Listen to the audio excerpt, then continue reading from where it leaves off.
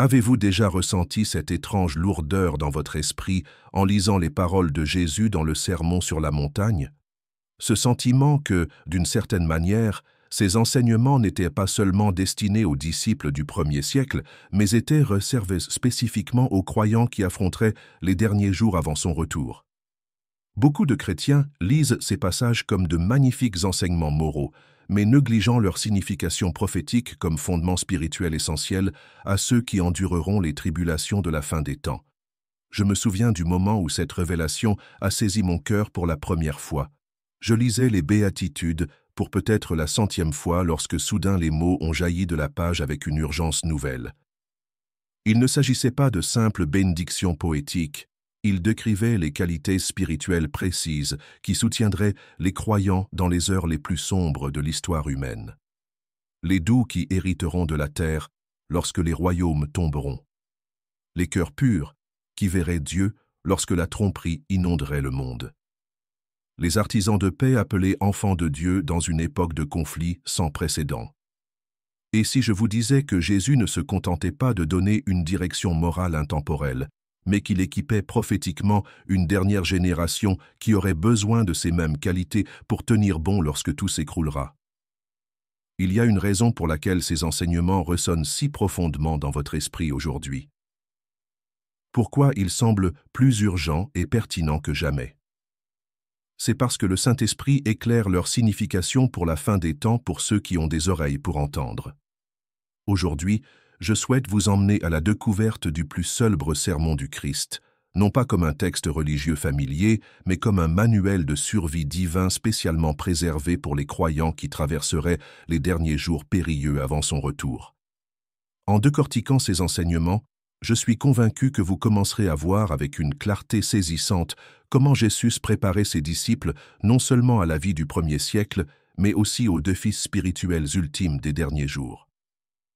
Il ne s'agit pas de réinterpréter les Écritures pour les adapter à l'actualité.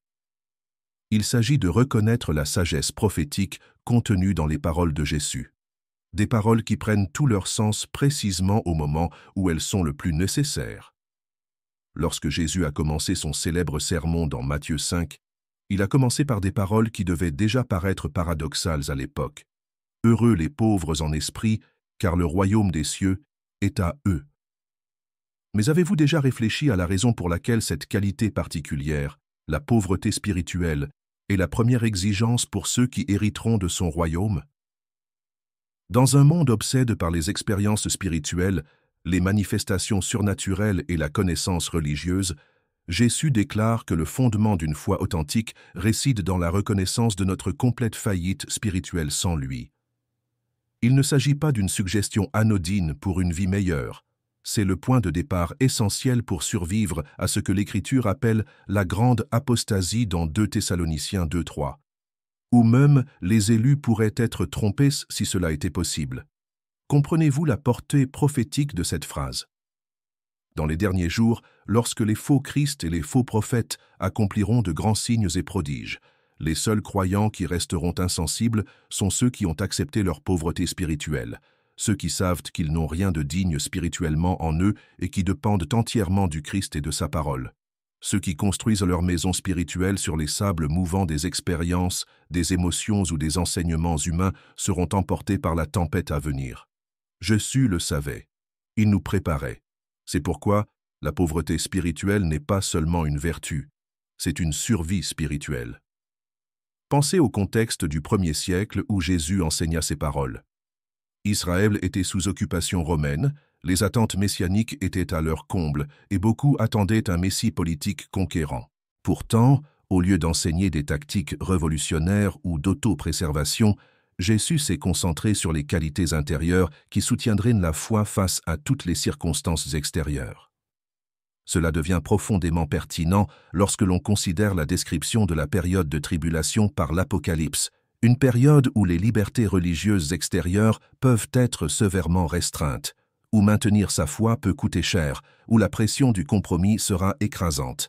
Les qualités spirituelles décrites par Jésus deviennent non seulement des vertus admirables, mais aussi des traits de survie essentiels. Je dois m'arrêter un instant et m'adresser directement à votre cœur. Avez-vous remarqué combien il devient de plus en plus difficile de vivre une foi chrétienne authentique dans le monde d'aujourd'hui?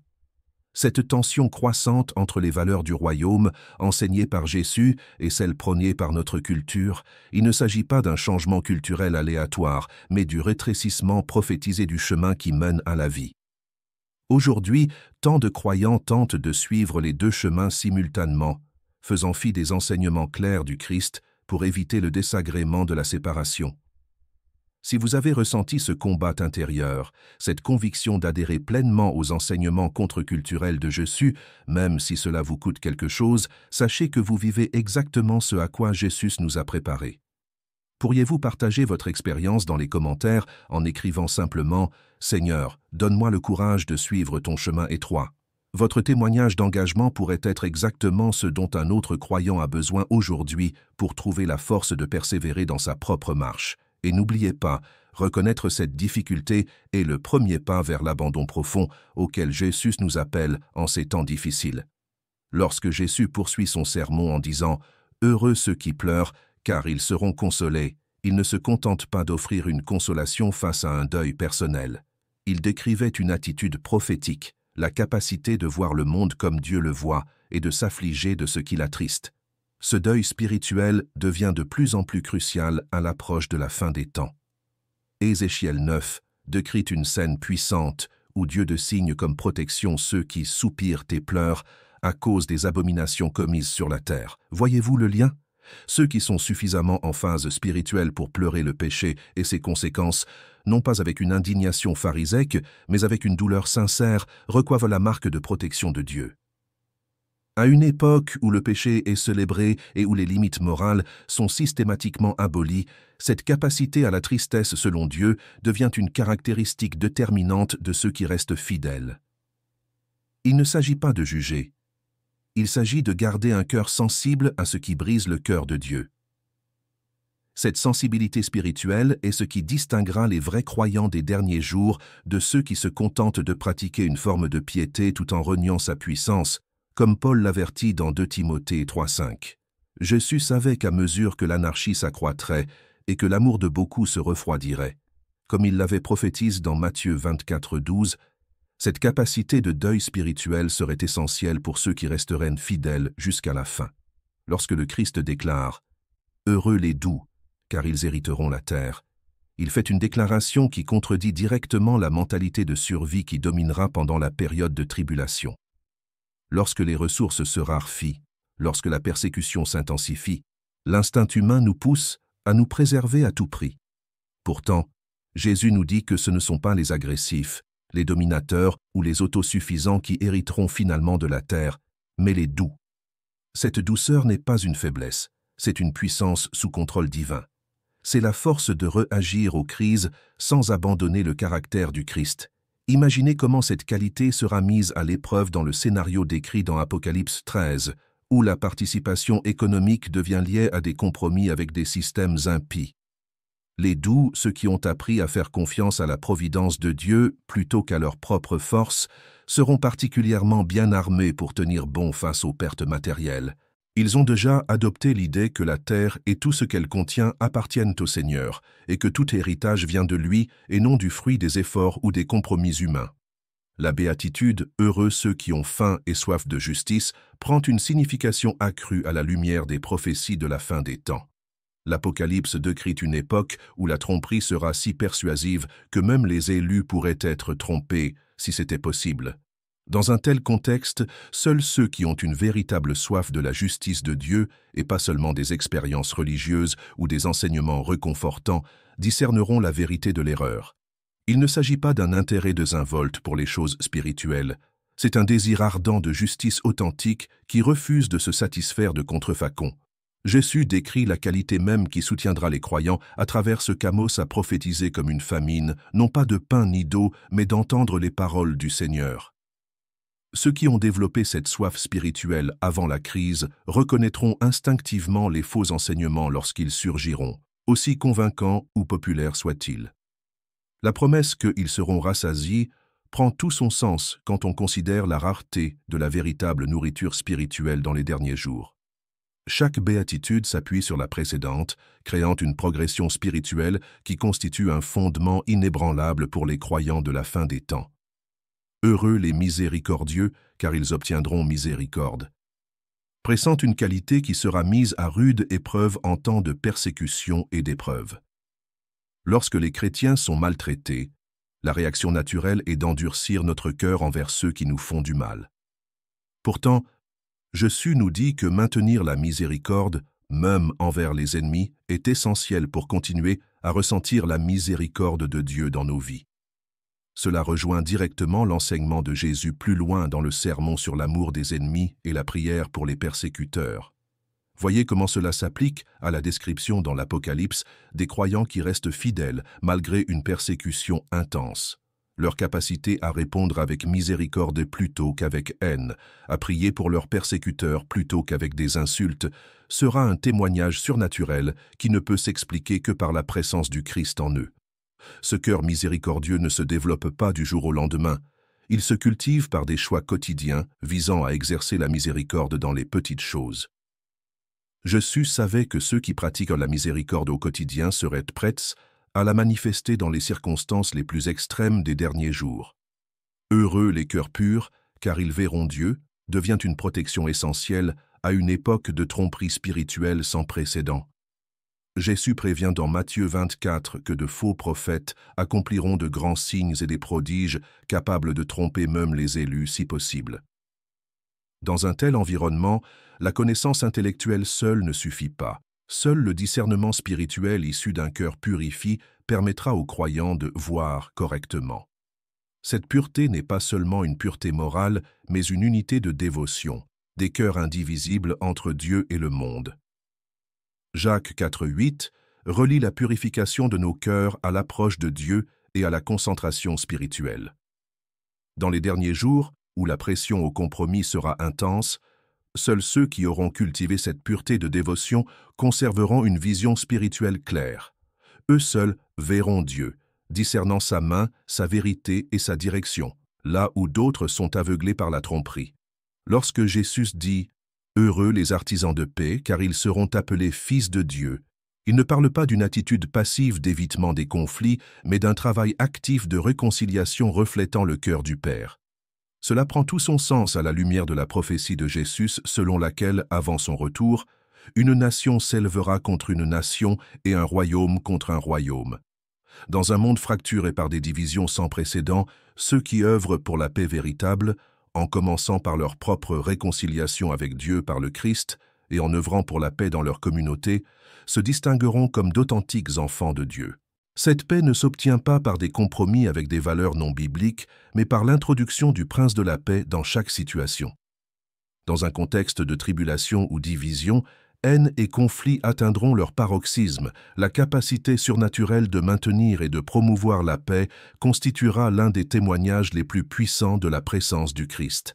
La béatitude finale, heureux ceux qui sont persécutés pour la justice, est peut-être celle qui s'applique le plus directement aux croyants de la fin des temps. Jésus ne se contente pas de reconnaître la persécution, il bénit ceux qui la supportent fidèlement.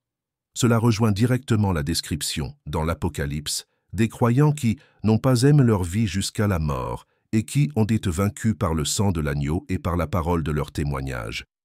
Jésus prépare ses disciples à l'épreuve ultime de leur foi, en s'assurant qu'ils comprennent que la persécution n'est pas un échec, mais une participation aux souffrances du Christ. La promesse que le royaume des cieux est à eux, exprimée au présent, assure aux croyants persécutés que, même dans leurs souffrances, ils font l'expérience de la réalité du royaume de Dieu d'une manière que les croyants compromis ne connaîtront jamais. Alors que Jésus poursuit son sermon, il déclare à ses disciples « Vous êtes le sel de la terre et vous êtes la lumière du monde ». Il ne s'agit pas de simples métaphores poétiques, mais de descriptions prophétiques du rôle essentiel que joueront les croyants dans les dernières heures de la société. Le sel préserve de la corruption et ajoute de la saveur, précisément ce que font les vrais croyants dans une culture moralement décadente. La lumière dissipe les ténèbres et guide ceux qui cherchent la vérité. Ces fonctions deviennent cruciales dans l'environnement spirituel décrit dans les prophéties de la fin des temps. Sans l'influence protectrice des chrétiens authentiques, la décadence morale s'accélère sans contrôle. Sans la lumière de la vérité biblique vécue par des témoins fidèles, les ténèbres deviennent impénétrables. C'est pourquoi l'enlèvement des vrais croyants lors de l'enlèvement déclenchera des ténèbres sans précédent sur la terre. En attendant ce moment, notre vocation est de préserver notre sel et de maintenir nos lumières allumées avec intensité, quelle que soit l'intensité des ténèbres qui nous entourent. Lorsque Jésus déclare « Si votre justice ne surpasse celle des scribes et des pharisiens, vous n'entrerez point dans le royaume des cieux », il établit une norme qui contrecarre directement la tromperie religieuse prophétisée pour les derniers jours. Les pharisiens excellaient dans l'observance religieuse extérieure tout en négligeant la véritable transformation du cœur. De même, l'Apocalypse décrit un système religieux qui maintient une apparence de piété tout en opérant sous la puissance du dragon. Je sus averti qu'une activité religieuse superficielle, même doctrinale, ne suffit pas à ceux qui tiennent bon dans les moments d'épreuve. Seule la justice qui découle d'un cœur transformé, dépassant la simple obéissance aux règles, soutiendra une foi authentique lorsque la pression au compromis s'intensifie. C'est pourquoi Jésus s'attaque ensuite non seulement aux actions extérieures, mais aussi aux attitudes qui les sous-tendent, colère, convoitise, malhonnêteté, vengeance. Il forme chez ses disciples le caractère intérieur capable de résister aux épreuves spirituelles ultimes des derniers jours. Ce qui est peut-être le plus pertinent pour l'application à la fin des temps, c'est que Jésus enseigne abondamment à se libérer de l'anxiété liée aux besoins matériels. C'est pourquoi je vous dis, ne vous inquiétez pas pour votre vie de ce que vous mangerez, ni pour votre corps de quoi vous serez vêtus.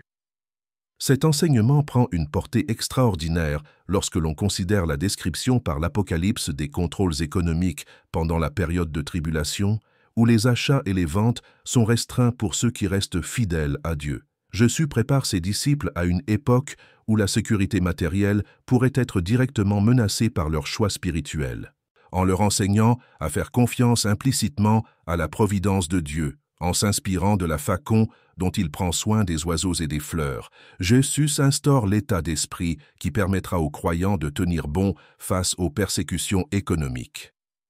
Son commandement de « chercher d'abord le royaume et la justice de Dieu » accompagne de la promesse que toutes ces choses vous seront données par-dessus, devient le fondement de la persévérance fidèle lorsque les besoins matériels sont utilisés comme une arme contre les croyants. Le sermon atteint son point culminant avec la parabole des deux fondations, l'une sur le roc, l'autre sur le sable. Jésus dit « C'est pourquoi quiconque entend ces paroles que je dis et les met en pratique, je le comparerai à un homme prudent qui a bâti sa maison sur le roc. » Il ne s'agit pas seulement d'un principe spirituel général, c'est un avertissement prophétique concernant les tempêtes à venir. Les pluies, les inondations et les vents qui s'abattent sur les deux maisons représentent l'épreuve ultime de la foi à laquelle les croyants de la fin des temps seront confrontés. Ceux qui se sont contentés d'entendre les enseignements de Jésus sans les mettre en pratique, peut-être en allant à l'église pendant des années sans laisser ces paroles transformer leur caractère, verront leur maison spirituelle s'effondrer lorsque ces épreuves surviendront. Seuls ceux qui ont bâti leur vie sur le roc de l'obéissance aux enseignements du Christ resteront debout lorsque tout le reste s'écroulera. C'est pourquoi Jésus conclut par un avertissement solennel contre ceux qui l'appellent Seigneur, mais ne font pas ce qu'il dit. Nombreux sont ceux qui prétendront avoir accompli des exploits spirituels, prophétisé, chassé des démons, accomplir des prodiges, pour finalement entendre le Christ dire « Je ne vous ai jamais connu, retirez-vous de moi, vous qui commettez l'iniquité. » Cela est directement lié à la tromperie de la fin des temps, où les miracles sont dissociés de l'obéissance au commandement de Dieu. La véritable préparation à la fin des temps ne consiste pas à accumuler des connaissances prophétiques, ni même des expériences spirituelles. Il s'agit d'une obéissance humble et constante aux enseignements du Christ qui nous transforme à son image jour après jour. Alors que nous concluons ce sermon, la question n'est pas seulement de savoir si nous reconnaissons son éclat ou si nous adhérons à ses enseignements. La question est de savoir si nous bâtissons notre vie sur ce fondement inébranlable avant l'arrivée des tempêtes ultimes. Jésus n'a pas donné ces enseignements uniquement pour notre appréciation intellectuelle, mais pour notre survie spirituelle dans les temps les plus difficiles que l'humanité ait jamais connus. Lorsque les systèmes financiers vacilleront, lorsque les structures sociales s'effondreront, lorsque la tromperie religieuse atteindra son paroxysme, ces enseignements ne seront pas des améliorations facultatives à notre vie spirituelle. Ils feront toute la différence entre tenir bon et s'éloigner. Si ce message a touché cette partie de votre âme qui a toujours su que ces enseignements étaient destinés à une époque comme celle-ci, je vous invite à nous rejoindre dans ce cheminement de préparation spirituelle. En vous abonnant à notre chaîne, vous ne vous contentez pas de suivre du contenu, vous vous engagez à bâtir votre vie sur le fondement inébranlable du Christ, tant qu'il est encore temps. Chaque semaine, nous explorons des vérités bibliques qui dépassent la compréhension superficielle, offrant un véritable guide pour renforcer votre foi et préparer votre cœur au retour du Christ. Le chemin du véritable disciple n'a jamais été facile, mais en ces derniers jours, c'est le seul chemin qui mène à la vie. Voulez-vous nous rejoindre pour le parcourir ensemble?